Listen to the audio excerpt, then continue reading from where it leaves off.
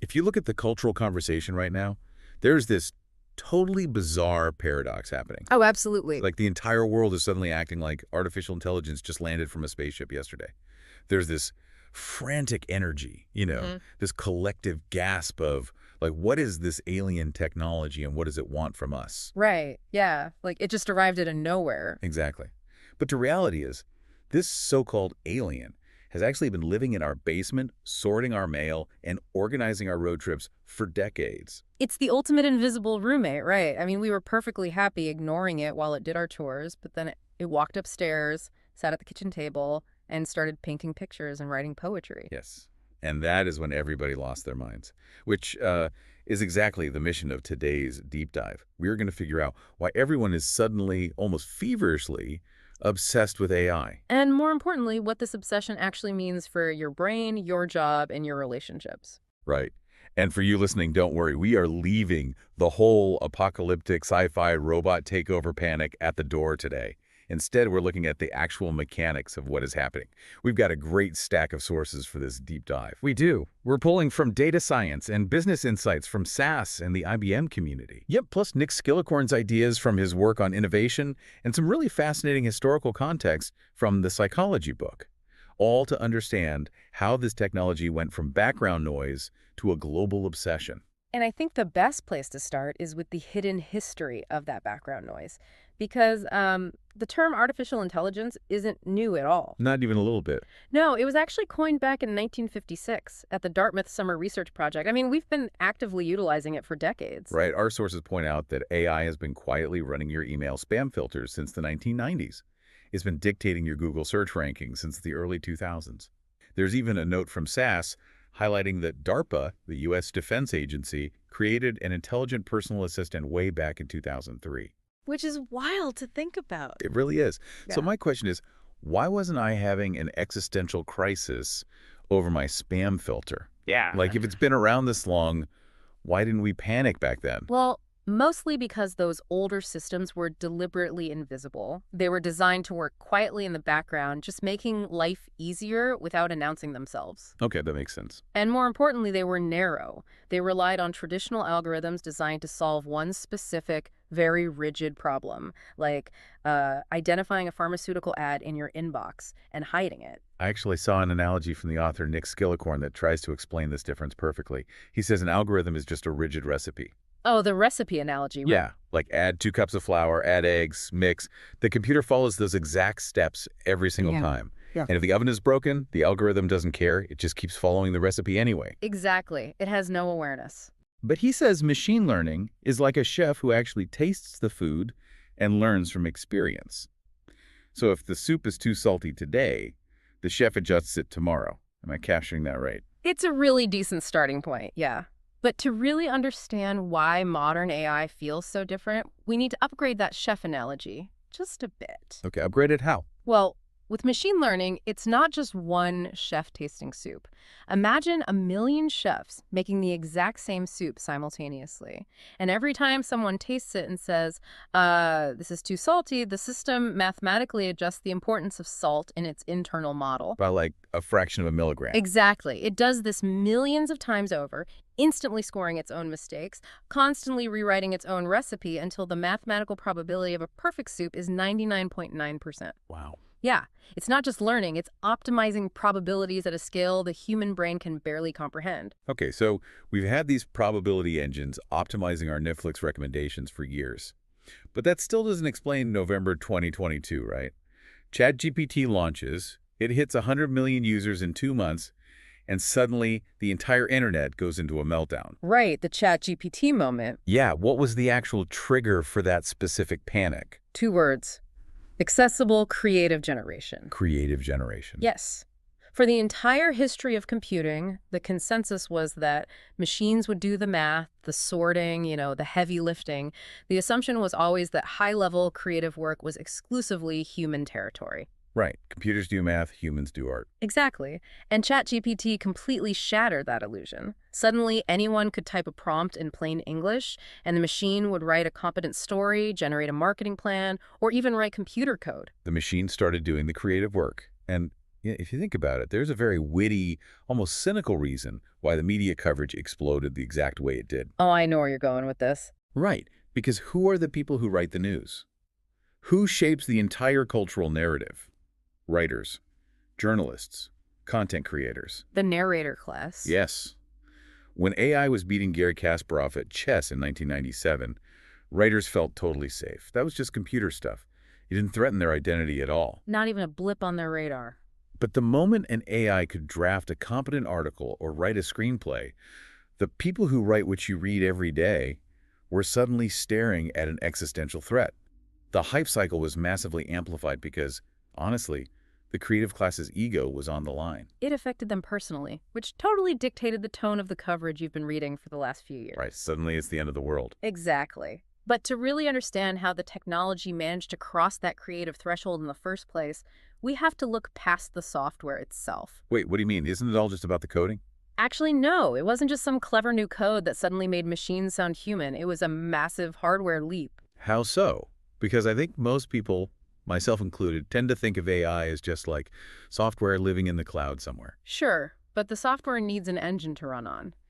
If we look at the tech history, a major breakthrough happened around 2012. Researchers realized that traditional computer chips, CPUs, were terrible for training advanced AI. Because they're too slow. Basically, yeah. A traditional CPU is like a single, brilliant mathematician. It can solve incredibly complex problems, but it has to solve them one at a time, sequentially. Which is completely useless when you were trying to analyze the entire internet. Way too slow. But then researchers looked at graphics processing units, or GPUs.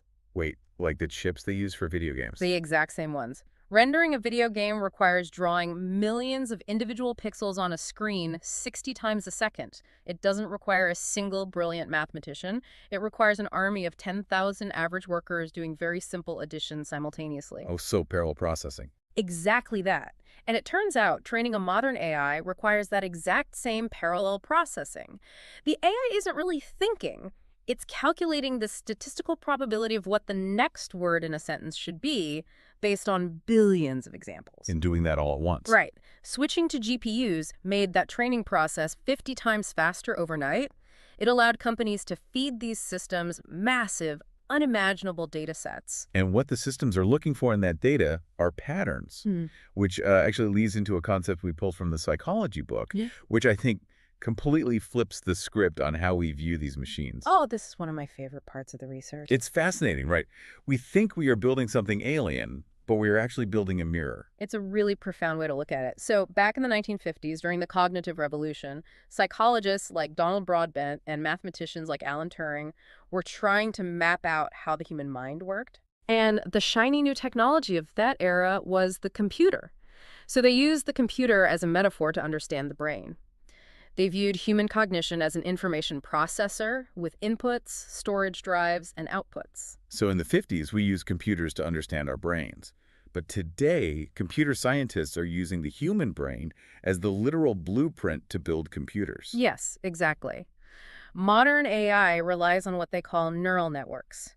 Instead of writing linear lines of code, engineers build millions of artificial nodes that mimic our biological neurons. That is so wild. They connect them and then they feed data through them. When the system gets a right answer, the mathematical connection between certain nodes gets stronger, which is exactly like how biological synapses in your brain strengthen when you learn a new skill. So we're essentially talking to a digital reflection of the human collective consciousness, which really makes you wonder, are we obsessed with AI because it feels like an alien invasion, or because it's acting like a mirror reflecting our own cognitive processes back at us? We are definitely fascinated by the reflection. But that reflection is getting increasingly intimate, which is fundamentally changing how people interact with the internet. Okay, that is the perfect transition to the emotional side of this deep dive, because this is where the cultural session goes from fascinating to, honestly, slightly surreal. It really does. It's not just tech CEOs panicking about market share anymore. Regular people are forming deep emotional attachments to these neural networks. I'm talking about the candy AI phenomenon. Right. We reviewed some really striking data on this from the IBM community sources. We are seeing an absolute explosion in Candy AI clone apps. Yeah. These started out as totally niche, fringe experiments in digital companionship, but they have surged into a massive mainstream cultural trend. Millions of users are logging into these deeply customizable, hyper-personalized role-play environments. And I have to admit, I struggle with this a bit. Also, Well, are you telling me millions of people are actively choosing to spend hours having deep emotional role-play sessions with strings of code instead of just, calling a friend or going out? That sounds incredibly bleak. Like, are we just giving up on actual human connection? it is very easy to view it through a dystopian lens. I totally get that. But if we look at the psychological mechanics, specifically some research from AI consultancies like Triple Minds, we start to understand the underlying appeal. Okay, what's the deal? These apps offer what they call emotional on-demand connection. But it's simulated. How does an app simulate emotional connection? By perfectly mirroring the user, the underlying neural network analyzes the length of your texts, your vocabulary, and your specific tone, and it mimics it right back to you. Oh, wow. Yeah, so if you send short, sarcastic messages, it adapts and responds with short, sarcastic messages. It remembers details from a conversation 3 weeks ago to simulate emotional continuity. So it feels real. Very real. It simulates conversational warmth and validation instantly, and crucially, it does it without any friction or judgment. Right. It never gets tired. It never tells you it had a bad day at work, and it never gets annoyed with you. Exactly. Triple Minds points out that for many users, this actually provides a desperately needed break from algorithmic doom scrolling. Huh. I hadn't thought about it like that. Yeah, instead of passively scrolling through toxic social media feeds and comparing themselves to influencers, users are engaging in an active, immersive escape. It's a safe space to vent or explore ideas without the messy, unpredictable nature of real human relationships. I mean, I understand the mechanics of why it feels safe. But going from, AI as a cool calculator that writes my emails to AI as my primary emotional confidant, that is a massive psychological leap for society to make in just 2 years. It is. How did our brains normalize that so fast? Yeah. Why doesn't it feel creepy to people anymore? The answer to that lies in Robert Zijong's mere exposure effect, which is another brilliant framework from the psychology book. Oh, right, the mere exposure effect. Remind me how that works. Basically, Zhejiang's research proved that repeated exposure to a novel stimulus automatically breeds familiarity and affection on a subconscious level. Subconsciously.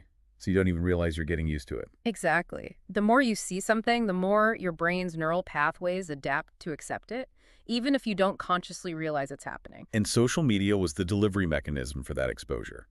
Platforms like TikTok, Reddit, and X absolutely flooded our feeds with viral clips of people interacting with these AI companions. Influencers started sharing screenshots of their clone-generated conversations. Millions of times a day, people were scrolling past these interactions. Right, some were funny, some were intense, some were surprisingly emotional. Yes, and because of the mere exposure effect, the sheer volume of these clips rewired our cultural perception. It took this concept from feeling completely taboo and slowly neutralized the creep factor. That makes total sense. Now, large segments of the population view these clones not as dystopian replacements for humans, but as highly desired digital wellness tools and, pressure-free learning companions. Exactly. It's a massive shift. So we have this intense shift toward digital intimacy where people are finding real emotional comfort in code. But at the exact same time, the corporate world is screaming that this exact same code is going to ruthlessly replace every human job on Earth. Yes, the dual narrative. How do our brains reconcile that massive contradiction? Psychologically, we don't. We just sit in a state of cognitive dissonance. Cognitive dissonance. Yeah, Leon Festinger coined that term to describe the mental discomfort we feel when holding two conflicting beliefs at the exact same time. We are terrified of AI rendering us economically worthless while simultaneously seeking it out to validate our feelings. It's completely irrational. Completely. So let's do a reality check for the listener. What does this all actually mean for the future of our day-to-day lives? Because the hype right now feels entirely unsustainable. We are definitely sitting at peak AI hype right now, especially in the business world. Big companies are looking at what happened to Blockbuster when Netflix came along, and they are terrified. Pure panic. Oh, absolute panic. Out of sheer fear of being left behind, they are throwing billions of dollars at AI initiatives without really understanding the technology. You see this constantly online. Like, buy my 52-step automated AI workflow that will run your entire business while you sleep on the beach. And Nick Skilcorn points out exactly why those fail. When you force a statistical probability engine, which, remember, is all an AI really is, to run a rigid, complex business process, it inevitably breaks. Because it's just guessing the next word. Exactly. Okay. The second a real customer asks a weird out-of-context question or a new privacy law gets invoked, the entire 52-step automated chain shatters because the AI doesn't actually understand the business. It just predicts text. Which leads to a massive problem that SAS identifies in their data as the AI trust dilemma. Yes, the trust dilemma. They found that 46% of companies worldwide are experiencing this right now. There is a total misalignment between the perception of AI as this magical, flawless fix-all and the messy, broken reality of actually implementing it. And because of that gap between expectation and reality, nearly half of corporate AI potential is left completely untapped. Wow. The ROI is tanking, and employees don't trust the systems at all because management tried to force the AI to do everything at once. So what is the actual practical way to use this technology? If it's not going to run my life while I sleep, but ignoring it makes me the next blockbuster, what is the middle ground here? The individuals and companies that are actually extracting real value right now are treating AI exactly the way the business world treated Microsoft Excel in the 1990s. Oh, that is a phenomenal comparison. Isn't it? Because Excel didn't replace accountants. It just made the accountants who bothered to learn how to use it infinitely faster than the ones stubbornly holding onto their paper ledger books and calculators. Precisely. The successes don't come from trying to automate your entire job. The successes come from picking one specific tedious problem, like summarizing an hour-long meeting, analyzing a massive spreadsheet of survey data, or drafting a boilerplate email, and using AI to augment your workflow. You have to view it as an invisible, highly capable junior team member, not a total replacement. It takes over the soul-crushing repetitive tasks. And the mechanism of that offloading is what actually frees the human brain up to focus on the creative, strategic work, the work that requires actual empathy, intuition, and lived human experience. It's not about replacing you, it's about making you a more effective version of yourself. That is a much more grounded, practical reality than the apocalyptic hype you see on the evening news. It really is. So bringing all these threads together for you listening, the reason the world is suddenly obsessed with AI isn't because an alien spaceship dropped new technology on our heads. Oh, not at all. It's because decades of quiet, invisible math were suddenly supercharged by the parallel processing power of video game chips. This unlocked neural networks that act as a literal mirror to our own biology, giving us a tool that can finally generate creative work. And thanks to social media hacking our subconscious through the mere exposure effect, we're even starting to seek emotional comfort in that digital reflection. We are simply in the messy, chaotic early stages of learning how to coexist with a brand new kind of tool. Which actually leaves us with a fascinating, if slightly provocative, thought for you to mull over today. Let's hear it. So we've explored how these AI systems learn by continuously adjusting their mathematical weights to recognize your specific patterns, right? Yeah. What happens in 5 or 10 years when a machine inevitably knows your microexpressions, your emotional triggers, and your deepest anxieties far better than your own family does? Oh, wow. That's intense. Will that level of perfectly customized, frictionless digital intimacy make us increasingly isolated from the messy, demanding reality of human relationships? Or, by giving us a perfectly safe space to process our emotions, will it actually teach us how to be more empathetic, regulated humans when we finally step away from the screen? That is the ultimate question. Are we building a digital wall to hide behind or a mirror to help us grow? That is definitely something to keep an eye on as this technology continues to weave itself into your daily life. Thank you so much for joining us on this deep dive. Keep questioning the hype, look for those practical ways to augment your own workflow, and most importantly, keep exploring. We'll catch you next time.